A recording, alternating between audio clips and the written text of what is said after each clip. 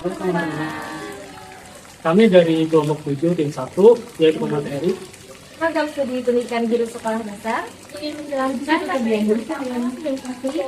Selamat menyaksikan. 1, 2. Baik, apa itu definisi relasi? Definisi relasi menyatakan hubungan antara suatu anggota himpunan dengan anggota himpunan lainnya. Himpunan A dan himpunan B dikatakan memiliki hubungan jika ada anggota himpunan yang saling berpasangan. Cara menyatakan relasi antara dua himpunan ini dapat dinyatakan dengan 3 cara, yaitu dengan diagram panah, himpunan pasangan berurutan, dan diagram kartesius. Pertama, diagram panah. Diagram panah merupakan cara yang paling mudah untuk menyatakan suatu hubungan. Diagram ini membentuk pola dari suatu hubungan ke dalam bentuk gambar arah panah yang menyatakan hubungan antara anggota himpunan A dengan anggota himpunan B. Misalnya, ada 4 orang anak, yaitu Adi, Siti, Ahmed, dan Rizky. Mereka diminta untuk menyebutkan warna favorit mereka. Ali menyukai warna merah, Siti menyukai warna ungu, Ahmed menyukai warna hitam, dan Rizky menyukai warna merah. Dari hasil uraian tersebut terdapat 2 buah kesimpulan. Himpunan pertama adalah himpunan anak, kita sebut himpunan A, dan himpunan yang kedua adalah himpunan warna yang kita sebut dengan himpunan B. Hubungan antara himpunan A dan himpunan B dapat diilustrasikan dengan diagram panah sebagai berikut. Jadi, dapat disimpulkan bahwa diagram panah ini merupakan hubungan antara anak dengan warna yang mereka sukai. Hubungan antara kedua himpunan tersebut dapat dinyatakan dengan panah-panah yang memasangkan anggota himpunan A dengan anggota himpunan B. Pada soal cerita bisa dilihat di layar soalnya. Bella, Siska, dan Amel pergi belanja beli sepatu. Sepatu yang mereka inginkan mulai dari 36 sampai 3. Diketahui himpunan A, Bella, Siska, Amel, dan himpunan B 36, 37, 38, 39 sampai 43. Cerita tersebut memasangkan himpunan A ke himpunan B dengan relasi ukuran sepatu.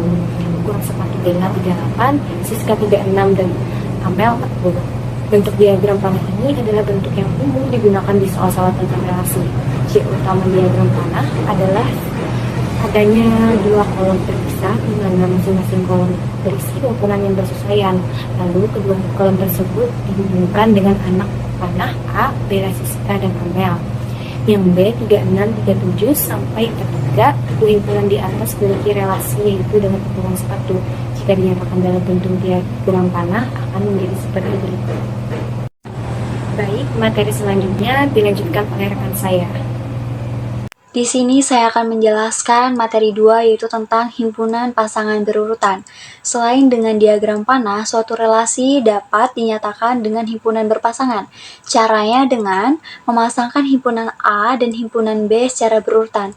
Nah, kita dapat mengambil contoh dari diagram panah tadi. Di sini bisa kita lihat. Nah, di situ ada Ali menyukai warna merah, Siti menyukai warna ungu, Amir menyukai warna hitam, dan Rizky menyukai warna merah. Dari urutan tersebut dapat kita nyatakan hubungannya dengan himpunan pasangan berurutan seperti Ali merah, Siti ungu, Amir hitam, dan Rizky merah.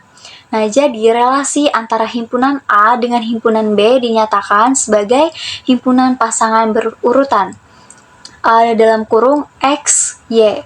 Nah, X itu elemennya A dan Y itu elemennya itu B. Nah, di sini ada satu contoh soal, bisa kita lihat jika himpunan A 0,2,3,5 dan himpunan B-nya itu ada 2,4,5,6,7. Buatlah relasi 2 kurangnya dari pada himpunan A ke himpunan B dengan himpunan pasangan berurutan. Nah, di sini kita jawab dulu, kita tulis relasinya itu 2 kurangnya dari 0 lebih dari 2, 2 lebih dari 4, 3 lebih dari 5, 5 lebih dari 7. Nah, himpunan pasangan berurutan dari relasi A lebih dari B adalah himpunan buka kurung 0,2 tutup kurung, koma, buka kurung 2,4 tutup kurung, koma, buka kurung 3,5 tutup kurung, koma, buka kurung 5,7 tutup kurung himpunan. Baik, di sini saya akan menjelaskan tentang diagram kartesius atau koordinat kartesius. Koordinat kartesius adalah hubungan antara dua himpunan yang berasal dari pasangan berurutan dan kemudian dituliskan dalam bentuk titik-titik. Nah, di sini ada gambar diagram kartesius. Nah, di gambar diagram kartesius ini ada dua sumbu. Yang pertama sumbu X dan sumbu Y. Di setiap sumbu ada bilangan positif dan bilangan negatif. Nah, selanjutnya kita akan belajar cara membaca titik A dan titik B. Caranya gampang, kita tinggal tarik garis dari sumbu Y ke titik dan juga ke sumbu X. Nah, cara membacanya kita mulai dari sumbu X. Nah, di sumbu X di sini ada angka 3. Jadi 3 terlebih dahulu lalu ke angka 2. Nah, seperti ini.